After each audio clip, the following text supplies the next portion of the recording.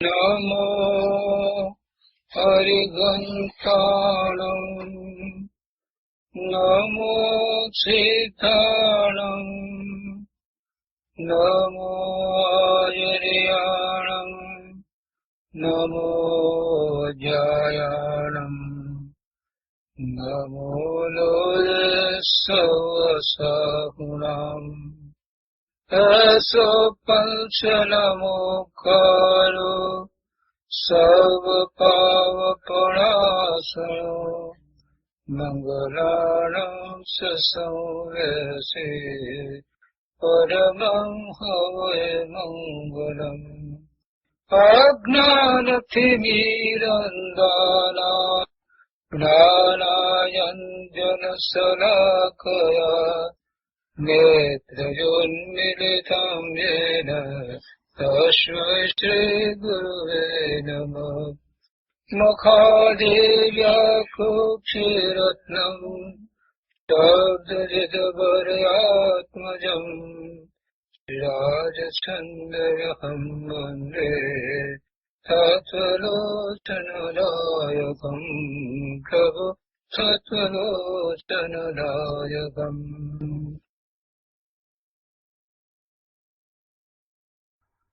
આત્મસિદ્ધિ કૃપાળુદેવ શ્રીમદ રાજચંદ્રજી રચિત આત્મસિદ્ધિ અને આત્મસિદ્ધિ ઉપર પૂજ્ય ગુરુદેવ કાંજી સ્વામીના પ્રવચનો, એનો સ્વાધ્યાય આપણે કરી રહ્યા છીએ.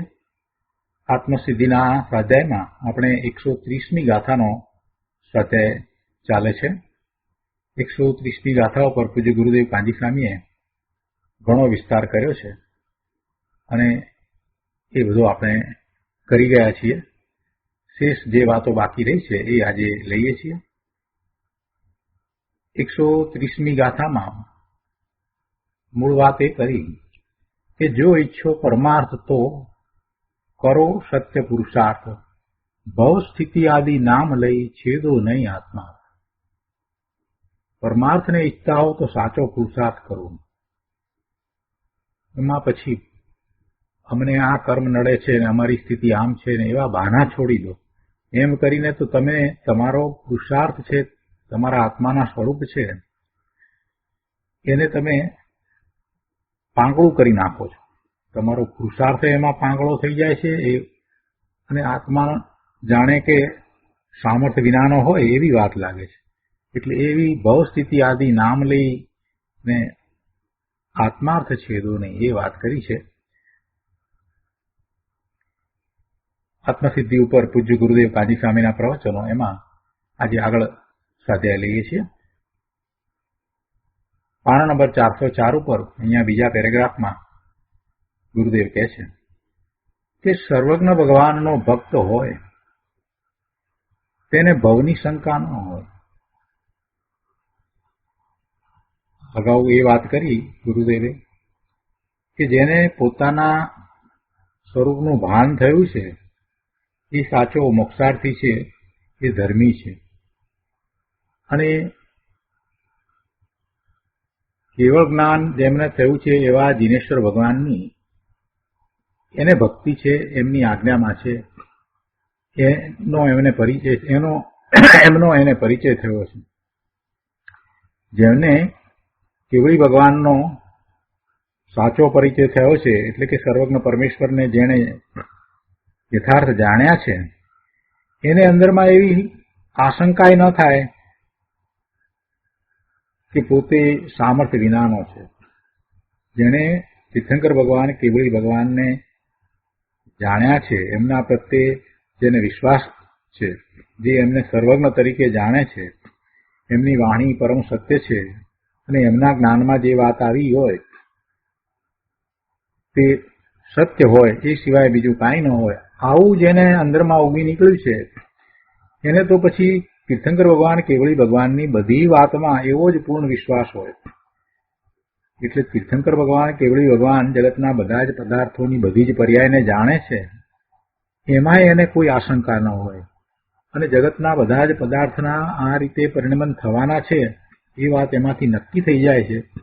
એટલે એને તો ક્રમબદ્ધ પર્યાયનો નિર્ણય થઈ જાય છે અને પરનું કરતાપણું પોતાને નથી એવો પણ અકર્તા ભાવ આવે છે, અને એવો જેને અકર્તા ભાવ આવ્યો છે એવો સર્વજ્ઞ ભગવાનનો ભક્ત હોય એને પોતાના ભવની શંકા ન હોય. એ જાણે છે કે જગત આખાના બધા જ જીવો, બધા જ પદાર્થોની સર્વ પર્યાયો, અનંત પર્યાયો પ્રભુના જ્ઞાનમાં આવી છે, તો મારી પણ સિદ્ધત્વની પર્યાય પ્રભુના જ્ઞાનમાં આવી જ છે, મારું સિદ્ધત્વ નિશ્ચિત જ છે. એટલે એને કાંઈ શંકા હોય જ નહીં. એને તીર્થંકર ભગવાનને સર્વજ્ઞ કયા છે અને એમને સર્વજ્ઞ તરીકે જાણે છે એવો જ જો એને સાચો વિશ્વાસ હોય તો પછી એને પુરુષાર્થ સંબંધી કાંઈ શંકા ન પડે. પ્રભુએ જે રીતે પુરુષાર્થ કર્યો એ જ રીતે પુરુષાર્થ હોઈ શકે. પોતાના સ્વરૂપ સંબંધી કાંઈ એને શંકા ન પડે કે પોતે ત્રિકાળ શુદ્ધ ભગવાન આત્મા અવિનાશી છે, જ્ઞાન આનંદ સ્વરૂપ છે, એમાંય કાંઈ શંકા ન પડે. અને પુરુષાર્થની જે દિશા પ્રભુએ બતાવી છે એમાંય કોઈ આશંકા એ ન હોય. એટલે એવા જે ધર્મી છે, એવો જેને નિર્ણય થયો છે, જે મોક્ષાર્થી છે, મુમુક્ષુ છે, અને જો એ એવો અનુભવ પોતાના સ્વરૂપનો પ્રગટ કરે છે તો એ જ્ઞાની ધર્મી છે, અને એ જ સાચો સર્વજ્ઞનો ભક્ત છે. તો સર્વજ્ઞ ભગવાનનો ભક્ત હોય તેને ભવની શંકા ન હોય. દેવ ગુરુ ધર્મ તો વિતરાગ છે, નિર્દોષ છે, તેમની શ્રદ્ધા કરી સર્વજ્ઞને ઓળખ્યા તેને ભવની શંકા હોય નહીં. યથાર્થ શ્રદ્ધા પછી પૂર્ણ ચારિત્ર થતાં ક્યારેક વાર લાગે, થોડો સમય પણ જાય, પણ તો એ કંઈ વધુ હોતો નથી, વધુ ભાવ હોતા નથી. આંગળીને વેઢે ગણાય એટલા જ ભાવ હોય છે. કૃપાળુદેવે તો વધુમાં વધુ 15 ભાવ કયા છે, પણ 2-5 ભાવની અંદર તો એવો સમ્યક દ્રષ્ટિ પોતાનું કામ કરી જ લે છે. પૂર્ણ ચારિત્ર ને પ્રગટ થતા ક્યારેક થોડો વધારે ઓછો સમય જાય, પણ એ વધારે ઓછો એટલે એને કંઈ વધારે ભાવ નથી થતા. જલ્દી રાગ દ્વેષ રૂપ અસ્થિરતા ન ટળે એમ આપણે કહીએ, પણ તોય શું, વધુમાં વધુ 15 ભાવ કયા છે, વધુમાં વધુ 15 ભાવ. એના એ જ ભાવે ન જાય મોક્ષે, તો એના પછી જે 2-4-5 ભાવ થાય, પણ એ જરૂરથી એ પોતે પોતાનો પુરુષાર્થ એવો હાજરી જ દે છે, એટલે એ એમાં સફળ પણ થાય છે. સમ્યક દર્શન થયા પછીથી જો એને આયુષ્યનો બંધ પડે તો નિયમથી એ દેવલોકમાં જાય. અને પહેલા બંધ પડ્યો હોય તો જે બંધ પડ્યો તે અનુસાર એનું આયુષ્ય હોય, એ અનુસાર એની ગતિ હોય. પણ પછી સમ્યક દ્રષ્ટિ છે એ ત્યાર પછીથી જે આયુષ્યનો બંધ પડે છે તો એ નિયમથી દેવ થાય, અને દેવના બહુ પછીથી, એટલે સમ્યક દ્રષ્ટિ દેવ જે છે એ નિયમથી મનુષ્ય થાય, અને મનુષ્ય થાય પછી એને ચારિત્રનો પુરુષાર્થ ઉપડે જ છે. એને ચારિત્રનો પુરુષાર્થ ન ઉપડે એવું બનતું જ નથી. એ મુનિ દીક્ષા ગ્રહણ કરે જ છે. જે જન્મથી ચોથા ગુણસ્થાનને છે એવો સમ્યક દ્રષ્ટિ, એટલે દેવના ભાવમાં જે સમ્યક દ્રષ્ટિ હતો એ જયારે મનુષ્ય થાય છે તો એ જન્મથી ચોથા ગુણસ્થાને છે, તો એને તો એવો ચારિત્રનો પુરુષાર્થ ઉપડે જ છે. અને એ ભાવમાં એ પૂર્ણ દશાને પ્રગટ નથી કરી શકતો તો ફરી પાછો દેવલોકમાં જાય છે, અને એના પછીના ભાવમાં ફરીથી મનુષ્ય થાય છે ત્યારે એ કરે છે. એટલે એ રીતે એનો પુરુષાર્થ તો ઉપડે જ છે. થોડોક સમય ક્યારેક જાય એટલે એવું આપણને દેખાય પણ ખરું કે એને ક્યારેક શુદ્ધભાવ વગેરે છે એમ પણ લાગે. ચોથા ગુણસ્થાનની દશામાં છે એને શુદ્ધભાવ હોય, કોઈક વખત ક્યારેક અશુદ્ધભાવ પણ આવી જાય, પણ એના સંબંધીનું એને સ્વામિત્વ નથી, એને પોતાના માનતો નથી, એને માત્ર પોતાની નબળાઈ સમજે છે, પોતાના પુરુષાર્થની નબળાઈ સમજે છે. એ વાત અહીંયા લીધી છે કે પૂર્ણ ચારિત્ર થતા કદી વાર લાગે, જલ્દી રાગ દ્વેષ રૂપ અસ્થિરતા ન ટળી શકે, પણ તેને પુરુષાર્થનો નિષેધ હોય નહીં અને ભવની શંકા હોય નહીં.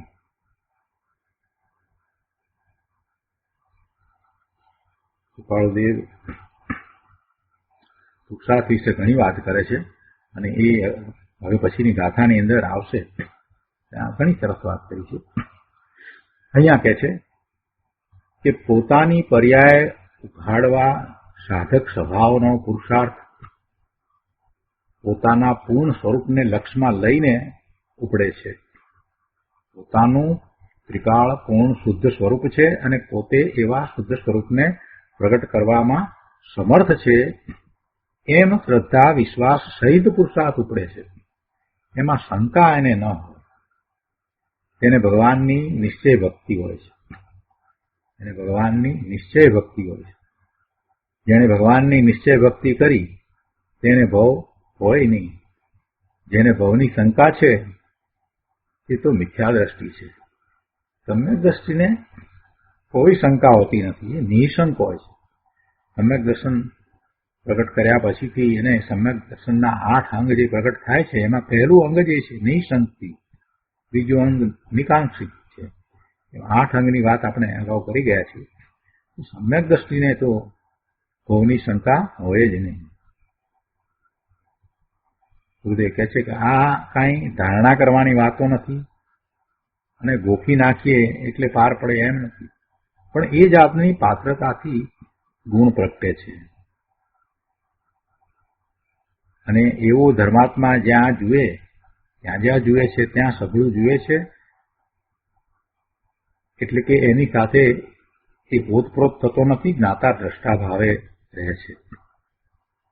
અને તેથી તેને જ્ઞાનીનો મહિમાય હોય છે અને એ પુરુષાર્થને પણ દેખે છે.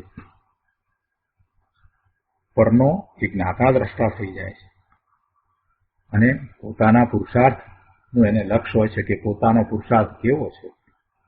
પુરુષાર્થમાં એ પરાધીનતાનો અંશ દેખતો નથી. પુરુષાર્થ આખો સ્વાધીન છે એમ એ જાણે છે. છતાંય એને એવો વિનય હોય છે. લગસના પાઠમાં આવે છે ને, સિદ્ધા સિદ્ધિ મમ દિશંતુ. તો એનો અર્થ શું છે? કે સિદ્ધ પદની એ ભાવના ભાવે છે કે પ્રભુ અમને સિદ્ધ પદ આપો. એવી ત્યાં પૂર્ણ સિદ્ધ પદની માગણી કરે છે પ્રભુ પાસે.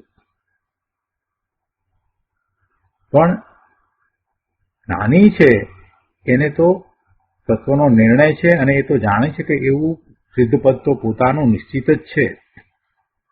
છતાંય એવો પ્રભુ પ્રત્યેનો વિવેક અને હોય છે.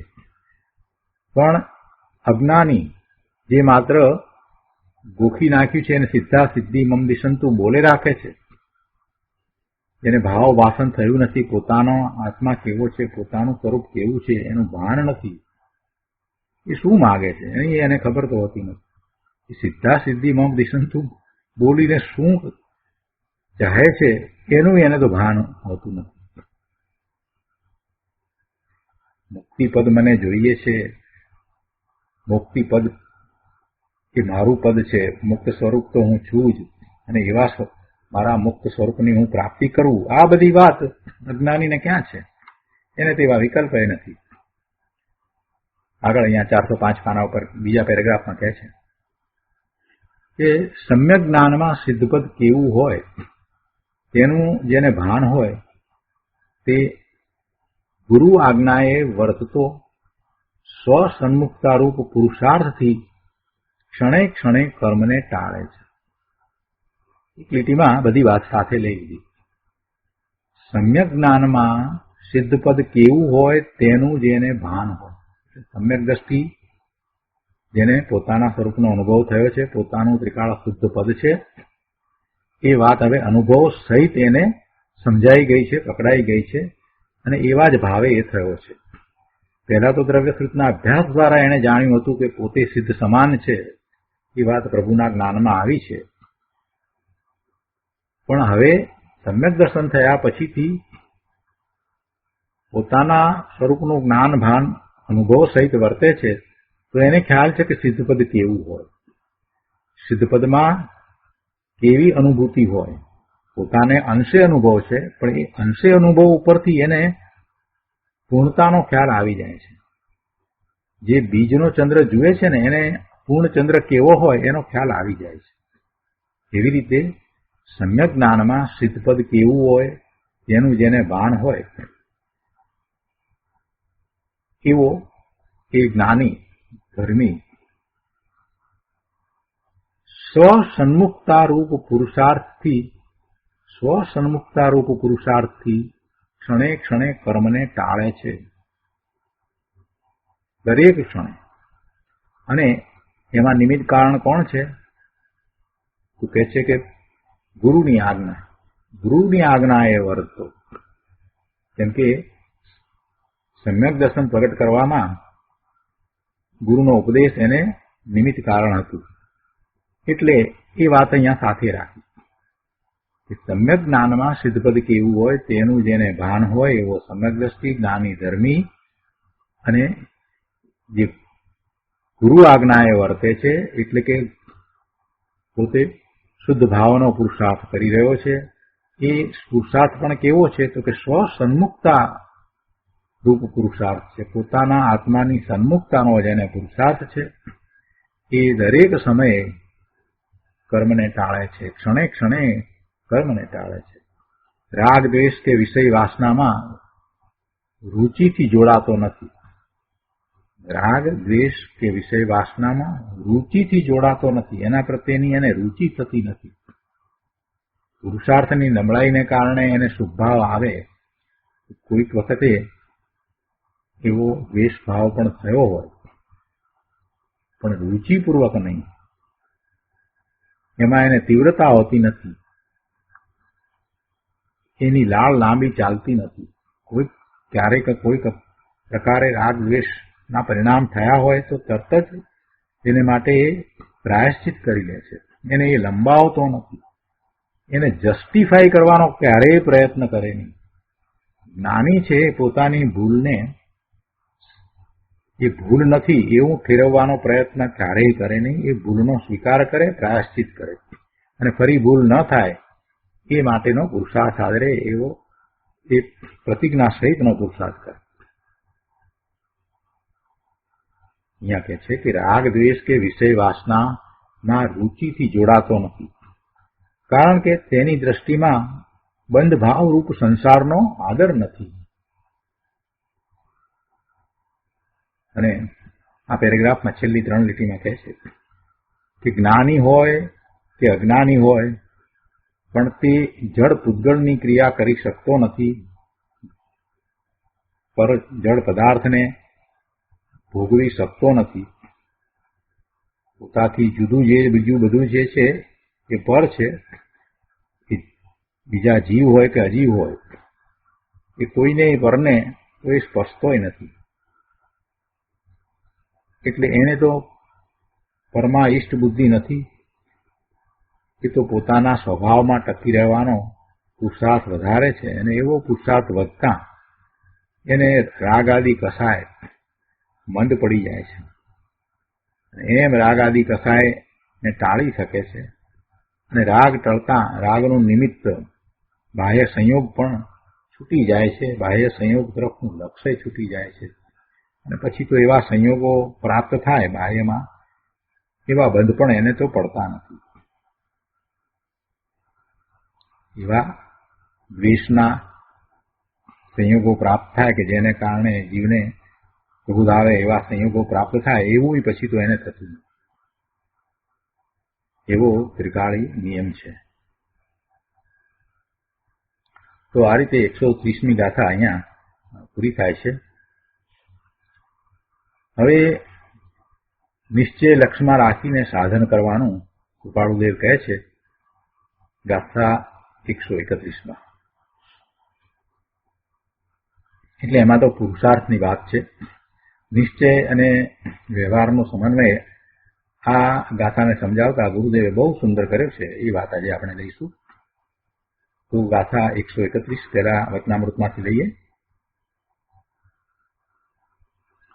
નિશ્ચય વાણી સાંભળી સાધન તજવાનો, નિશ્ચય રાખી લક્ષમાં સાધન કરવા સો. એનો અર્થ છે આત્મા અબંધ છે, અસંગ છે, સિદ્ધ છે એવી નિશ્ચય મુખ્ય વાણી સાંભળીને સાધન તજવા યોગ્ય નથી, પણ તથારૂપ નિશ્ચય લક્ષમાં રાખીને, એટલે નિશ્ચયને તો છોડવાનો છે જ નહીં, તથારૂપ તે રૂપ નિશ્ચય છે એને લક્ષમાં રાખી સાધન કરીને તે નિશ્ચય સ્વરૂપ પ્રાપ્ત કરવું. આ ગાથા વાંચે ને એટલે કેટલાક લોકો એમ કે સાધન કરવા છો એ વાતને, સાધનની વાતને પકડે, પણ તેને માટે શું સાધન કરવા એની વાતને એ નથી સમજતા. અને નિશ્ચય રાખી લક્ષમાં એ વાતને ભૂલી જાય છે. નિશ્ચય તો હોય જ, નિશ્ચય રાખી લક્ષમાં સાધન કરવા છો. એટલે પછી દલીલો કરે છે કે જો સાધન તો અહીંયા કયા છે ને આ છે તે છે, પણ ભાઈ નિશ્ચયને લક્ષમાં રાખવાનું કહ્યું છે ને એને તું કેમ મુખ્યતાથી લેતો નથી? અને પછી સાધન શું છે એ તો પછી વિચાર કરીએ, પહેલા તું નિશ્ચયને લક્ષમાં રાખ ને. નિશ્ચય વાણી સાંભળી સાધન તજવા નહીં એમ જે કહ્યું છે એ તો જે નિશ્ચય આભાસી છે એને માટે કહ્યું છે. પણ તારે માટે એ વાત પણ છે ને કે તું પણ નિશ્ચયને લક્ષમાં રાખે અને પછી જે કઈ પુરુષાર્થ કરવાનો છે તે કરે. નિશ્ચય સ્વરૂપને સમજાવીના તેનો તું પુરુષાર્થ આદરીશ, પુરુષાર્થ જ નહીં થાય. સાધન લઈને બેસી જઈશ તો પુરુષાર્થ થશે કે તારું સાધ્ય છે એને જાણી અને એ સાધ્ય કઈ રીતે પ્રાપ્ત કરી શકાય એનો વિચાર કરીશ તો એની પ્રાપ્તિ થશે. એને સાધ્યની જ ખબર નથી, નિશ્ચયની જ ખબર નથી, એ સાધન લઈને શું કરવાનો છે. એટલે આખી વાતને જેમ છે તેમ સમજવી જોઈએ. કેમ કે આ ગાથા ઉપરથી ઘણા લોકોએ મને પ્રશ્ન કર્યા છે કે જો કૃપાળુ દેવે તો સાધનની વાત કરી છે, પણ આગળ જે બધું કહ્યું છે એ વાત કાઢી નાખે છે કે નિશ્ચય રાખી લક્ષમાં અને એ નિશ્ચય સ્વરૂપ પ્રાપ્ત કરવાને માટેની વાત છે. એટલે નિશ્ચયને લક્ષમાં તો રાખવો જ. તો ધ્યેય શું છે એ તો સ્પષ્ટ છે, દિશા છે એ તો સ્પષ્ટ છે, પોતાનું ત્રિકાળી શુદ્ધ સ્વરૂપ છે. હવે સાધન શું હોય એનો વિચાર કર. ત્રિકાળી શુદ્ધ સ્વરૂપની અંદર જવા માટે બહારના સાધનો કેટલાક ઉપયોગી થવાના છે. કૃપાળુદેવે એમ કહ્યું છે કે બાહ્ય સાધન કરવા, એમ તો કહ્યું જ નથી. બાહ્ય સાધન તો સાથે થઈ જાય છે. જો તો પોતાને અંતરંગ સાધન છે તો પછી સાથે બાહ્ય સાધન હોય છે. એવું ના બને કે અંતરંગ સાધન હોય ને બાહ્ય સાધન ન હોય, એવું ના બને. જો કોઈ એમ કહેતું હોય કે અમને અંતરંગ સાધન છે અને અમારે બાહ્ય સાધનની જરૂર નથી, બાહ્ય સાધન છે જ નહીં, દેવ ગુરુ શાસ્ત્ર આ પૂજા ભક્તિ આ વિનય એવું કઈ છે જ નહીં, તો સમજવું કે એ નિશ્ચય આભાસી છે. તો સમજવું એ નિશ્ચય આભાસી છે, એને અંતરંગ સાધન એ નથી અને એ તો પાપમાં પડ્યો છે. તો આ બધી વાત ગુરુદેવે બહુ વિસ્તારપૂર્વક સમજાવી છે, એ આપણે લઈએ. બંને વાતનો સમન્વય બહુ સુંદર કર્યો છે અને એ વાતને વારંવાર વાંચવા જેવી છે. માત્ર તત્વની ચર્ચા કરવાની પણ જરૂર નથી અને માત્ર ભક્તિ, પ્રભુની ભક્તિ કરવાની પણ જરૂર નથી. બંને એકાંતે જો કરવામાં આવશે તો બેમાંથી કોઈને પોતાના સ્વરૂપની પ્રાપ્તિ નહીં થાય. એટલે જેમ છે તેમ પુરુષાર્થ ત્યારે કરવાનો આવે ત્યારે કઈ રીતે હોય એ વાત ગુરુદેવે અહીંયા બહુ સરસ સમજાવી છે.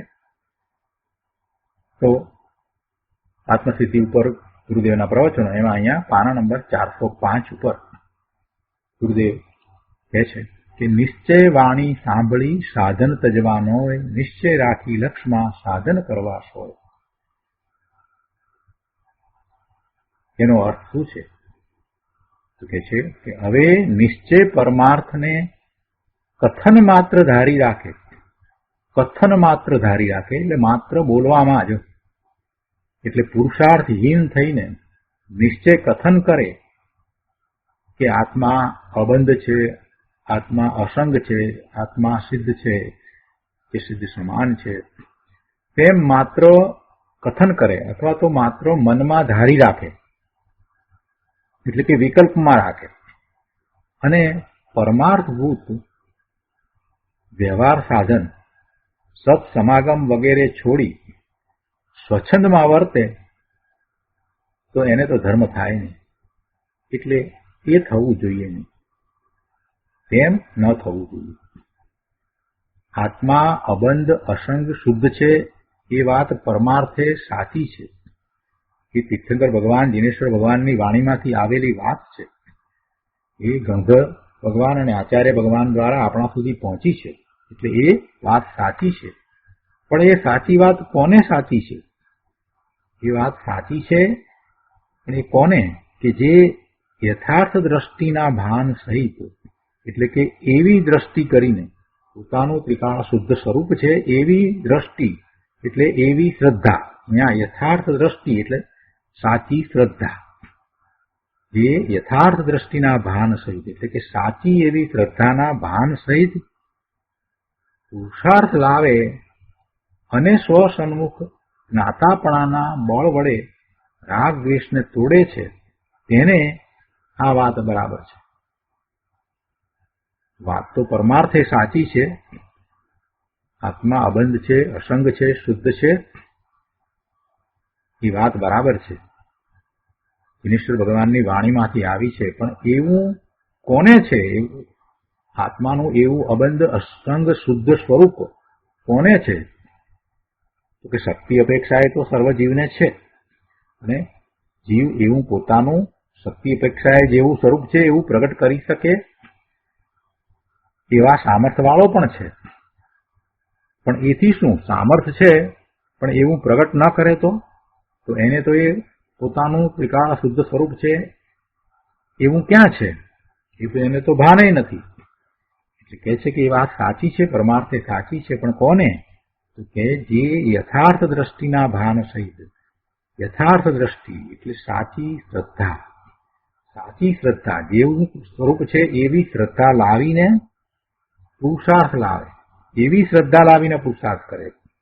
શ્રદ્ધા તો સમ્યક જ હોવી જોઈએ, સાચી શ્રદ્ધા જ હોવી જોઈએ. ભલે એ વિકલ્પ સહિત શ્રદ્ધા હોય તો પણ એ સાચી હોવી જોઈએ.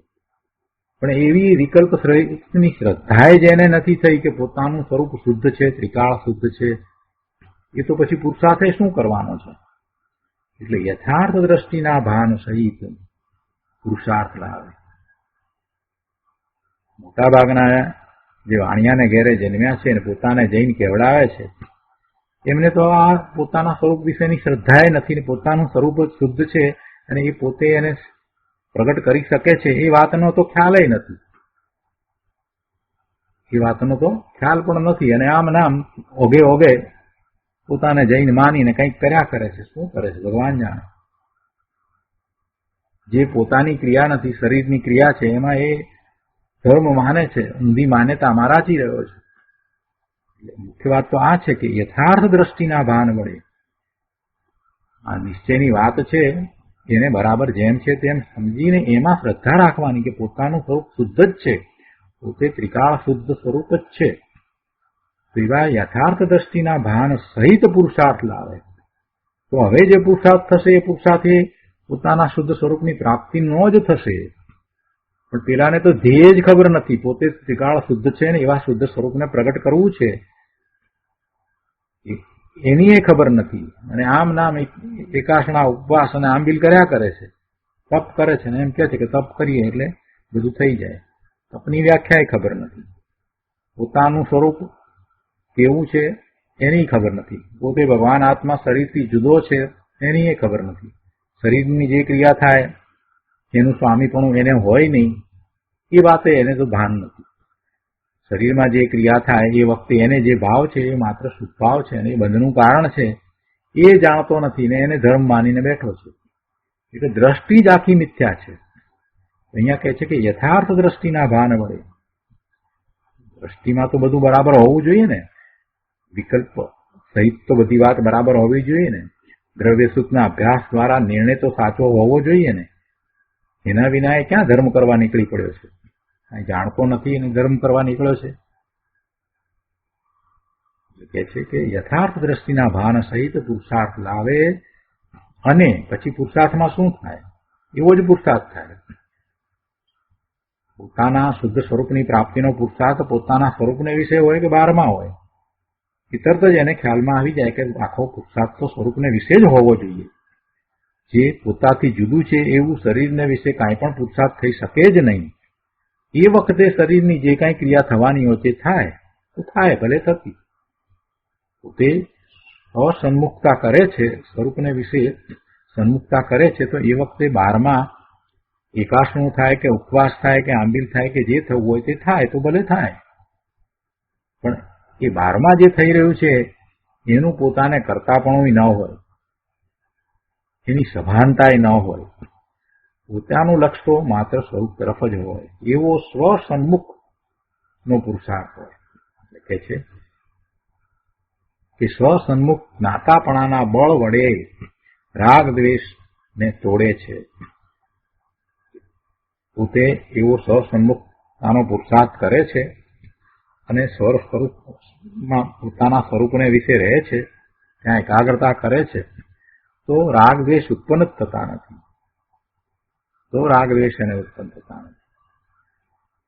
એટલે આ જે યથાર્થ દ્રષ્ટિ લાવવા માટે જે કહેવામાં આવ્યું છે એ બધો નિશ્ચય છે, અને એવા નિશ્ચયને એને બરાબર જાણવો જોઈએ. પણ માત્ર શબ્દોમાં રાખે, ભૂખી નાખે અને પછી એવો પુરુષાર્થ ન કરે અને સ્વચ્છંદે એ અનાચાર પોષે તો પછી પાપનો બંધ થાય. પોતાનું ત્રિકાળ શુદ્ધ સ્વરૂપ જ છે, પોતાને કાંઈ કરવાની જરૂર જ નથી, એવી વાત કરે.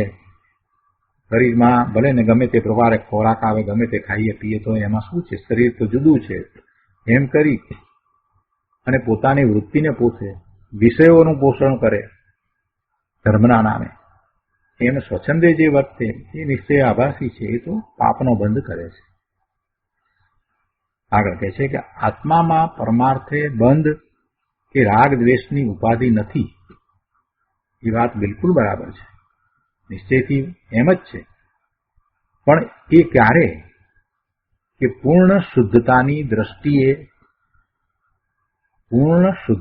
દ્રષ્ટિએ અમુક રાગ દ્વેષ કસાયનો ઘટાડો કરીને સાચી શ્રદ્ધા લાવે ત્યારે. જો સાચી શ્રદ્ધા લાવે ને એમાંય એના કસાયો મંદ હોવા જોઈએ. અહીંયા એમ કેવું છે ગુરુદેવનું, આત્મામાં પરમાર્થે બંધ કે રાગ દ્વેષની ઉપાધિ નથી. પણ એ ક્યારે કે પૂર્ણ શુદ્ધતાની દ્રષ્ટિએ પોતાને પૂર્ણ શુદ્ધ સ્વરૂપ પ્રગટ કરવું જ છે. અમુક રાગ દ્વેષ કસાયનો ઘટાડો કરીને, એટલે એ નિયમ દ્વારા કેટલાક નિયમો ગ્રહણ કરીને એ એવા રાગ દ્વેષનો ઘટાડો કરે. રાગ દ્વેષ બિલકુલ ઘટ્યા ન હોય, વૃત્તિઓ ઉછળતી હોય, સાત વ્યસનનો ત્યાગ ન હોય અને પછી નિશ્ચયની વાત કરવા બેસી જાય તો કાંઈ થાય નહીં. એટલે જેને ધર્મમાં આવવું છે એને શરૂઆતથી જ આ તો કરવું પડશે. રાગ દ્વેષ કસાયનો ઘટાડો કરીને સાચી શ્રદ્ધા લાવે ત્યારે. પણ જેને સાચો પુરુષાર્થ કરવો નથી અને માત્ર નિશ્ચયના કથનોને ધારી રાખવું છે, એટલે કે માત્ર નિશ્ચયના કથનોને બોલવા છે કે લખવા છે કે એને ચર્ચાઓ કરવી છે, એને કલ્યાણ થતું નથી. માટે પ્રથમ જ હું શુદ્ધ છું એ લક્ષ્ય વૈરાગ્ય સહિત વિષય કસાયનો ઘટાડો કરવો. જો પહેલી વાત મૂકી એમાં જો નિશ્ચયને કાઢી પણ નથી નાખ્યો, તત્વની વાતને કાઢી નથી, અને સાથે સાથે પોતે પ્રયોગમાં કઈ રીતે આગળ વધવું એ વાત દર્શાવી દીધી. સાધનની વાત પણ એમાં આવી ગઈ. એટલે કે માટે પ્રથમ જ હું શુદ્ધ છું એ લક્ષ્ય તો આ જ, હું શુદ્ધ છું અને શુદ્ધ સ્વરૂપ મારે પ્રગટ કરવું છે. અને હું શુદ્ધ છું એમાં તો પૂર્ણ વિશ્વાસ, એમાં તો ક્યાંય આશંકાય નહીં, શંકા તો નહીં પણ આશંકાય નહીં. હું શુદ્ધ છું એ લક્ષ્ય વૈરાગ્ય સહિત, એટલે સમજપૂર્વકનો વૈરાગ્ય કે હું શુદ્ધ છું, એટલે બીજા બધા પદાર્થો, બીજા જીવો એ બધા મારાથી જુદા છે, બીજા મારી અંદર કાંઈ કરી શકતા નથી. અને હું શુદ્ધ છું, હું પૂર્ણ છું, તો મારે બીજા કોઈની જરૂર નથી, અપેક્ષા પણ નથી. મારું સુખ શાંતિ મારામાં છે અને બીજાઓ મને દુઃખી કરે એમ પણ નથી. આવી સમજ લાવી અને પર પ્રત્યેની ઉદાસીનતા એવો વૈરાગ્ય એને પ્રગટ કરવો જોઈએ. શરૂઆત જ ત્યાંથી થાય. પ્રગટૃતના અભ્યાસ દ્વારા હું શુદ્ધ છું એટલું જ નહીં, પણ હું શુદ્ધ છું, ત્રિકાળ શુદ્ધ છું, મારું શુદ્ધ સ્વરૂપ છે, તો પછી એવા શુદ્ધ સ્વરૂપમાંથી જ મને જ્ઞાન, આનંદ, સુખ, શાંતિની પ્રાપ્તિ થાય એવું સામર્થ્ય પણ અંદરમાં પડ્યું જ છે. એટલે હવે મારે બહારમાં ક્યાંય સુખ શાંતિની શોધ કરવાની જરૂર પણ નથી. અને હું શુદ્ધ છું એટલે હું કોઈની સાથે જોડાયો નથી, કોઈમાંથી કાંઈ પ્રાપ્ત કરતો નથી, કોઈ મને કાંઈ મારું કરતું નથી. એટલે મારે બહારમાંથી કાંઈ પ્રાપ્ત કરવાનું નથી કે બહારમાં મારે કાંઈ કર્તવ્ય છે જ નહીં. એટલે કે બીજાઓ મને સુખી દુઃખી પણ કરી શકતા નથી. કોઈ પદાર્થ, અજીવ પદાર્થ કે બીજા જીવો મને ન તો સુખી કરી શકે છે ન દુઃખી કરી શકે છે. એવો નિર્ણય થવો જોઈએ. હું શુદ્ધ છું એની અંદર એ નિર્ણય થઈ જાય. અને એમ નિર્ણય થાય એટલે સહજ રીતે જ પછી પર પ્રત્યેની ઉદાસીનતા વર્તે, બીજાઓ પ્રત્યે ઉદાસીનતાનો ભાવ એમ વર્તે કે એ મને દુઃખી કરતા જ નથી. અને જે જીવ છે એમના પ્રત્યે એ બધા ભગવાન આત્મા છે. જેમ હું શુદ્ધ છું એમ એ બધા પણ શુદ્ધ છે, એ પણ શુદ્ધ છે, એવો ભાવ હોય. અને જે અજીવ છે એના પ્રત્યે એવો ભાવ હોય કે એ મને સુખ કે દુઃખનું કારણ નથી, એ મને ઇષ્ટ કે અનિષ્ટ નથી. એટલે એના પ્રત્યેની રુચિ ઘટી જાય. એટલે વિષયો ઘટે એમ એને વૈરાગ્ય આવે. એટલી સરસ રીતે વાત મૂકી છે. પ્રથમ વૈરાગ્ય નથી કહ્યો, પ્રથમ શું કહ્યું છે કે પ્રથમ જ હું શુદ્ધ છું અને એ શુદ્ધ છું, અને પછી એવા એના લક્ષ્ય આ જે આપણે વાત કરી એ પ્રમાણે વૈરાગ લાવે, એવા વૈરાગ્ય સહિત વિષય કસાયનો ઘટાડો કરવો. આ પહેલું કરવાનું. જો આમાં ક્યાંય એકાંત આવતો નથી, આખો બધો તત્વ અને આખી જે વ્યવહારની વાત આપણે જે કહીએ છીએ બધાનો આખો સમન્વય એક વાક્યમાં ગુરુદેવે કરી દીધો છે. બહુ સુંદર રીતે વાત મૂકી દીધી છે. ગુરુદેવની વાત અને કૃપાળુદેવની વાતનો સમન્વય કરી અને જે જીવ આગળ વધે ને એને તો ક્યાંય તકલીફ પડતી જ નથી. અહીંયા કહે છે દેહની આસક્તિ ઘટાડીને, આ પહેલું કહ્યું એના પછી આગળ કહે છે કે દેહની આસક્તિ ઘટાડીને સત્શાસ્ત્રનું વાંચન, શ્રવણ, મનન અને સત્સમાગમ કરવું. દેહની આસક્તિ ઘટાડીને સત્શાસ્ત્રનું વાંચન, શ્રવણ, મનન અને સત્સમાગમ કરવું. એમાં બાહ્ય તપ પણ આવી ગયા અને દેહની આસક્તિ જે છે પડી છે એ પણ ઘટે. અને દેહની આસક્તિ ઘટતા એને જયારે અસાતા વેદનીના ઉદય આવે ને ત્યારે બહુ આર્ત ધ્યાન પણ ન થાય, પછી શાંતિ એની જળવાઈ રહે છે. દેહની મમતાનો ઘટાડો ન કરે તો આગળ વાત નહીં બને. દેહની મમતા કેવી રીતે ઘટશે? દેહની મમતા તો જ્ઞાન દ્વારા ઘટશે. અને જ્ઞાન ક્યાંથી થાય? જ્ઞાન તો સત્શાસ્ત્રનું વાંચન કરતા થાય, સત્શાસ્ત્રનું શ્રવણ કરતા થાય, એના ઉપર મનન મંથન ચિંતન કરતા થાય. અને એ માટે એને શું કરવું પડે? સત્સમાગમ કરવો પડે. જ્ઞાની પુરુષની નિશ્રામાં જવું જોઈએ, સદગુરુ પાસેથી સમજવું જોઈએ. એવા જે જ્ઞાની પુરુષો હોય એમની નિશ્રામાં બેસવું જોઈએ. એટલે કહે છે કે દેહની આસક્તિ ઘટાડીને સત્શાસ્ત્રનું વાંચન, શ્રવણ, મનન અને સત્સમાગમ કરવો. ક્રોધ આદિ કસાય તથા દેહની મમતાનો કાંઈ ઘટાડો ન કરે તો આખો આત્મા પરથી જુદો, તૃષ્ણા રાગ રહિત છે, એની શ્રદ્ધા અને રુચિ કેવી રીતે થશે? નહીં થાય. આ નહીં કરે તો નહીં થાય પ્રભુ. આત્મા પરથી જુદો અને તૃષ્ણા રાગ વિનાનો એવી શ્રદ્ધા ને એવી રુચિ ભાઈ તને નહીં થાય. આ બધું તારે આ જ રીતે કરવું પડશે.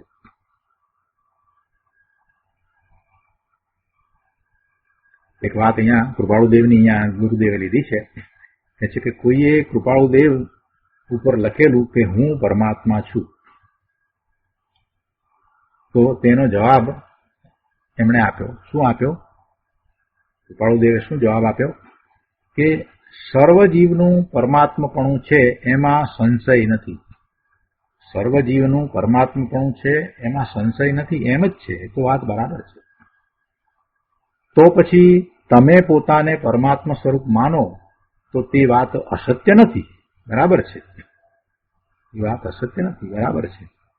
પણ જ્યાં સુધી તે સ્વરૂપ યથાતથ્ય પ્રગટે નહીં ત્યાં સુધી મુમુક્ષુ જિજ્ઞાસુ રહેવું તે વધારે સારું છે.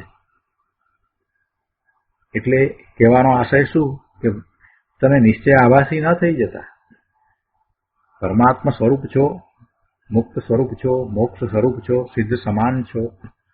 આ વાતને તો પુરુષાર્થની દિશા નક્કી કરવા માટે, પોતાનું ધ્યેય નક્કી કરવા માટે અને અંદરમાંથી એવું બળ આવે એ માટે સમજવાની છે.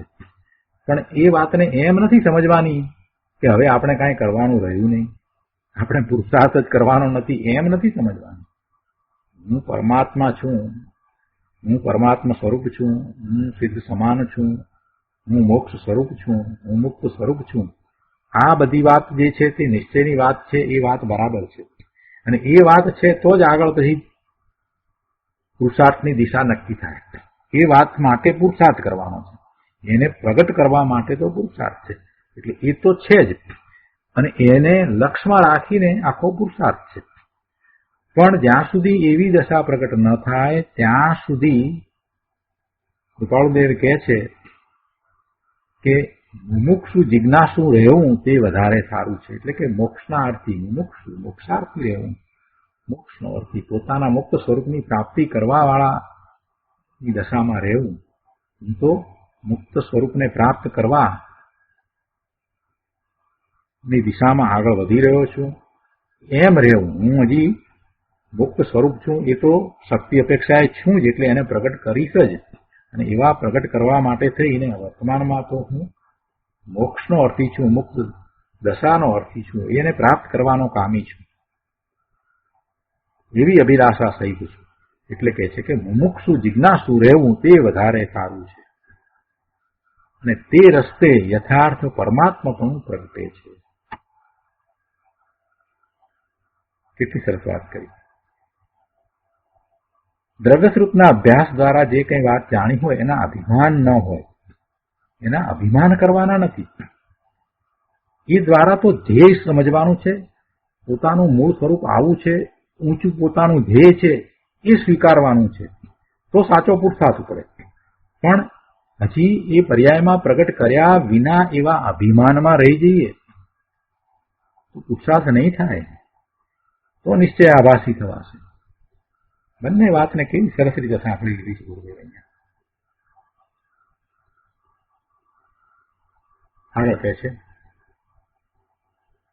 કે જે અંતરમાં કસાય હોય તેને ઓળખે નહીં, પ્રમાદમાં સંતોષ માને અને પોતાને જ્ઞાની માને તે સ્વયં અપરાધી છે. પોતાના કસાય એને ઓળખે નહીં, પ્રમાદમાં રહે અને સંતોષ માને અમારે બધું બરાબર છે, અમારે કાંઈ કરવાની જરૂર નથી, કાંઈ બીજું કંઈ થઈ શકતું જ નથી, અમે ભગવાન આત્મા છીએ.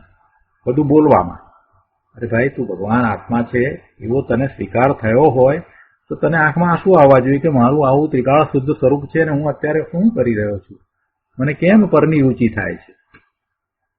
અરે રે પ્રભુએ મને સિદ્ધ સમાન કહ્યો અને હું આ શું કરી રહ્યો છું, આ બધું મને શોભે છે. એને તો પશ્ચાતાપ થવા જોઈએ, એ તો પાછો વળવો જોઈએ, એને તો પ્રતિક્રમણ થવા જોઈએ. અને એને બદલે તું ઊંધો વિચાર કરે તમે તો બસ સિદ્ધ સમાન છીએ અને એમ કરીને કસાયમાં રાચી રે. પોતાનામાં જે ક્રોધ, માન, માયા, લોભ અને 9 પ્રકારના 9 કસાય પડ્યા છે એને ઓળખતો નથી. આ પુરુષ વેદ કે સ્ત્રી વેદમાં પોતે રાચી રહ્યો છે એને ઓળખતોય નથી. આ ભયમાં રહ્યો છે એ બધું શું છે? 9 કસાય છે ને, હાસ્ય, ખેદ, રતિ, અરતિ, ભય, જુગુપ્સા અને 3 પ્રકારના વેદ, સ્ત્રીવેદ, પુરુષ વેદ, નપુંસક વેદ. આ બધા છે ને 9 કસાય. તો એ બધા ભાવ છે, એવા ભાવમાં હોઈએ એ પણ કસાય છે, એ કસાય છે. એને ઓળખતોય નથી એટલે એને તો જાણતોય નથી કે પોતે કસાયમાં છે. બાહ્યમાં ઉપર છલ્લો કદાચ એ ક્રોધ ના કરતો હોય પણ અંદરમાં સમસમી રહેતો હોય તો એ કસાયમાં છે. અને પુરુષાર્થ ન ઉપાડે એટલે પ્રમાદમાં છે. પુરુષાર્થ પોતે ઉપાડતો નથી એટલે પ્રમાદમાં છે. જીવને પોતાના સ્વરૂપનો ખ્યાલ આવ્યો, દ્રવ્યસ્વરૂપના અભ્યાસ દ્વારા ખ્યાલ આવ્યો, ગુરુના ઉપદેશથી એ દ્રવ્યસ્વરૂપને વાંચ્યું, વિચાર્યું, જાણ્યું, મનન મંથન ચિંતન કર્યું ને ખ્યાલ આવ્યો તો પછી પુરુષાર્થ ઉપડે જ, પછી પ્રમાદ હોય જ નહીં. એટલે જેને કે છે કે જે અંતરમાં કસાય હોય તેને ઓળખે નહીં અને પ્રમાદમાં સંતોષ માને, અમારે કાંઈ કરવા પણ છે જ નહીં એમ કરીને પ્રમાદી થઈને બેસી રહ્યો હોય અને પોતાને જ્ઞાની માને, તે સ્વયં અપરાધી છે. આમાં ઘણું બધું કહી નાખ્યું છે એક વાક્યની અંદર. આપણે પોતે જાતે એને સમજી અને આપણી ઉપર ઉતારી અને કસાયને મંદ કરવાના છે, પોતાના અપરાધને, દોષને દૂર કરવાના છે. જો જ્ઞાની પુરુષો તો માત્ર ઈશારો કરે, પછી તો બાકીનું બધું આપણે સમજી જવાનું હોય.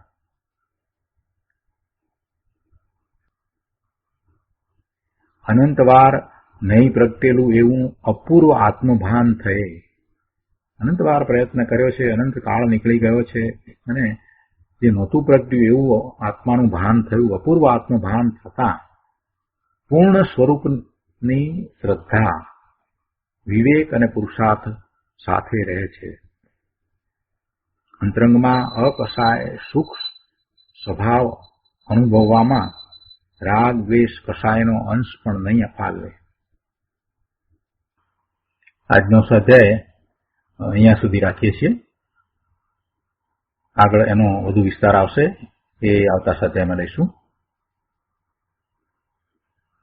હવે સુખધામ બોલીએ. સુખધામ અનંત સુસંત ચરી દિન રાત રહે તદ ધ્યાનમહી પ્રકાંતિ અનંત સુધામય જે પ્રણમુ પદતે વરતે જયતે પ્રણમુ પદતે વરતે જયતે.